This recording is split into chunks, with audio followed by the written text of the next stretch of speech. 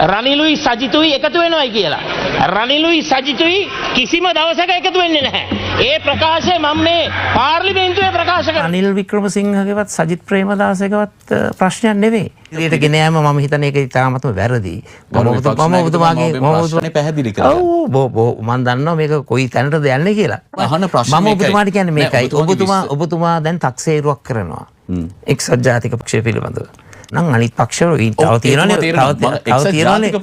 තියෙනවනේ අලුතින් බිහු පක්ෂ.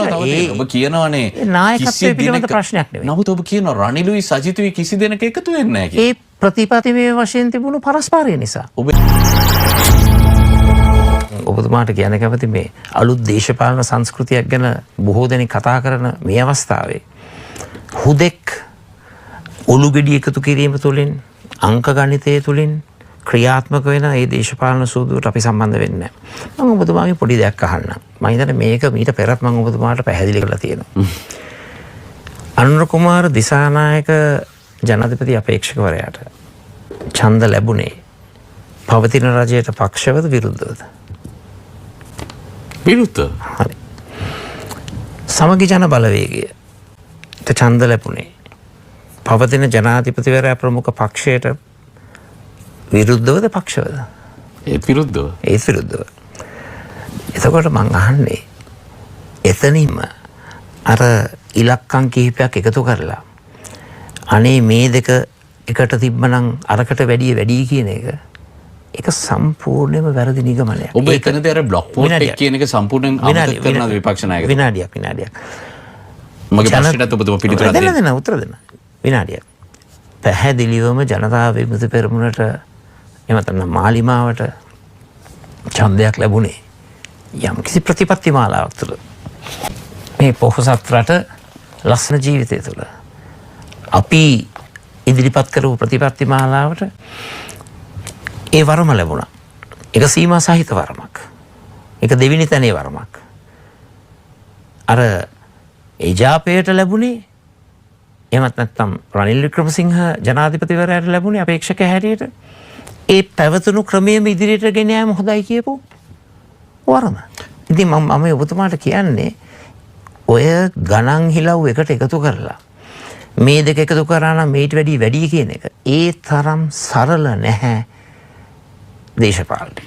ඒක පොඩ්ඩක් අවබෝධ කරගන්නට ඕන. නෑ ඔබතුමාගේ මෙහෙම ඔබතුමා එකඟ වෙන්නේ නැද්ද විපක්ෂ නායකතුමා එක්සත් ජාතික පක්ෂයට අදටත් ඒ ප්‍රමාණය බොහෝ විට අඩු වෙලා ඇති. නමුත් අදටත් එක්සත් ජාතික පාක්ෂිකයෝ බ්ලොක් වෝට් එකක් ඒ කඳවුරටත් තියෙනවා. රනිල් වික්‍රමසිංහ අපේක්ෂකෙක් විදිහට ඉදිරිපත් වුණාම ඒ කොළපැහැය එක්සත් ජාතික පක්ෂය වෙනුවෙන් ඡන්දය දෙන පිරිසක් ඉන්නවා. ඒ දෙක එකට එකතු වුණා නම් ඔබතුමාලා යන ගමන මේ අද අතරමං වෙලා ඉන්න Tamanට ආණ්ඩුවක් හදාගන්න බැරුව ඉන්න ලංකාවේ මධ්‍ය දක්ෂිණාංශික කඳවුර නියෝජනය කරන සාම්ප්‍රදායික UNP කාර්යයා තවදුරටත් ශක්තිමත් කරන්න සමගි ජන බලවේගයත් නියෝජනය කරන්න මේ සාම්ප්‍රදායික UNP කාර්යය බොහෝ දුරට ඔබ එකඟ වෙනවද නැද්ද කියන මම දන්නේ නැහැ ඒකට.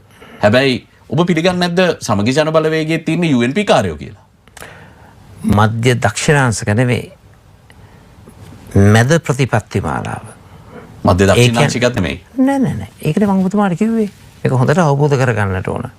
ලුම්පන් ධනවාදයේ බැහැර කරපු නමුත් මානුෂීය ධනවාදය අවශ්‍යයි අපිට රටේ ධනය උත්පාදනය කරන්න. හැබැයි ධනය බෙදා හැරීමේදී ලුම්පන් ධනවාදය ක්‍රියාත්මක කරන්නේ සමාජ ප්‍රජාතන්ත්‍රවාදය. ආදායම සම්පත් සමසේ බෙදී යාම. පැහැදිලිවම අපි එකට එකතු වෙනවා නම් එකට එකතු වෙන්නේ ප්‍රතිපත්තියක් තුළ. වැඩපිළිවෙලක් තුළ. හැබැයි දර්ශනයක් වෙනවාද එකතු වීම ශක්තියක් කියලා විපක්ෂ නායකතුමා. මම ඔබතුමාට සරල උත්තරයක් දෙන්නම්. මගෙන් අහන්නකෝ ඔය ප්‍රශ්නේ 6 වෙනිදාන් පස්සේ. ඇයි ඒ? එතකොට ඔබතුමාටත් බලා ගන්න පුළුවන්නේ රටේ සැබෑ තත්ත්වය. දැන් මට කතා කරමු කියලා බොහෝ දේවල් දැන් මට ඔබතුමා කියන්න පැහැදිලිවම ජනාධිපතිවරණයෙන් පස්සේ අපි පැනලා ගියේ නැහනේ. අපි අයින් වුණේ නැහනේ. අපි ඡන්ද වලට ඉදිරිපත් වීමෙන් බැහැර වුණේ නැහනේ. එහෙම වෙන්න බෑනේ සක්‍රීය දේශපාලන පක්ෂයකට. හරි ඉතින් මොකක්ද උනේ මේ ඔය ඔබතුමා සඳහන් කරන එක්සත් ජාතික පක්ෂයට? මම අහන ප්‍රශ්නේ මම ඔබතුමාට කියන්නේ මේකයි. ඔබතුමා දැන් තක්සේරුවක් කරනවා. එක්සත් ජාතික පක්ෂය පිළිබඳව. මම තක්සේරුවක් කරන්නේ නෑ නෑ ඔබතුමා මම කියනවා ඔබෙන් අහනවා ඔබ හිතන මම සරලයි ඔබතුමාට මගේ පැහැදිලිව ප්‍රශ්නය. කියනවා ගරු විපක්ෂ 6 වෙනිදා ප්‍රතිඵලත් එක්ක ඔව් ඔබටත් මටත් රටේ සියලුම දෙනාටත් පැහැදිලි වෙයි එක්සත් ජාතික පක්ෂය කොතනද ඉන්නේ කියන එක. අපි කොතනද ඉන්නේ ගරු විපක්ෂ නායකතුමා මං සරලව ප්‍රශ්නය අහන්නම්. එක්සත් ජාතික පක්ෂයත් සමගී ජනබලවේගයත් එක්ක සන්දානගත වීම සමගී ජනබලවේගයේ ප්‍රතිපත්ති මාලාවෙන් රට හදන දැක්ම සාර්ථක කර ගැනීමේ වැඩපිළිවෙලේ ශක්තියක් වෙනවා කියලා ඔබ විශ්වාස කරනවද නැද්ද? පැහැදිලිවම ප්‍රතිපත්තිමය වශයෙන් එක්සත් ජාතික පක්ෂ විතරක් නෙවෙයි. ඕනම් අනිත් පක්ෂවල තව තියෙනවනේ අලුතින් බිහි වුණු පක්ෂ. ඒ පක්ෂවලට ප්‍රතිපත්තිමේ එකගතාවයක් තියෙනවා නම් අපිත් එක්ක එකතු වීම අනිවාර්යෙන් වැදගත්. එක්සත් ජාතික පක්ෂ එකතු වීමත් වැදගත්. අනිවාර්යෙන්. හොඳයි. ඒකනේ මම මෙච්චර වෙලා කිව්වේ. ප්‍රතිපත්තිමේ වශයෙන්. එහෙම නැතුව අහවලා ජනාධිපති නම් මම අගමැති. අහවලාට ඇමතිකම් මෙච්චර නම් අපේ පාර්ශ්වයට මෙච්චර ඇමතිකම් අහවලාට සංස්ථා සභාපතිකම් මෙච්චර නම් මේ කණ්ඩායමට මෙච්චරක් ඒවට අපි ලැස්ති නැහැ. බොරු ප්‍රචාරක වැඩ කටයුතු කරන ආයතන වගේක් එකට එක්කහුව වෙලා ආණ්ඩුවෙන්ද කොහෙන්ද කපන් අරගෙන ඒ අය කියාගෙන යනවා රනිලුයි සජිතුයි එකතු වෙනවයි කියලා. රනිලුයි සජිතුයි කිසිම දවසක එකතු වෙන්නේ නැහැ. ඒ ප්‍රකාශය මම මේ පාර්ලිමේන්තුවේ ප්‍රකාශ කරනවා. ඔබ 2023 කියන විදිහට කිසි දවසක රනිලුයි සජිතුයි නැවත එකතු වෙන්නේ නැහැ. එතකොට ඔබ දැඩි ලෙස විශ්වාස කරනවා නේද?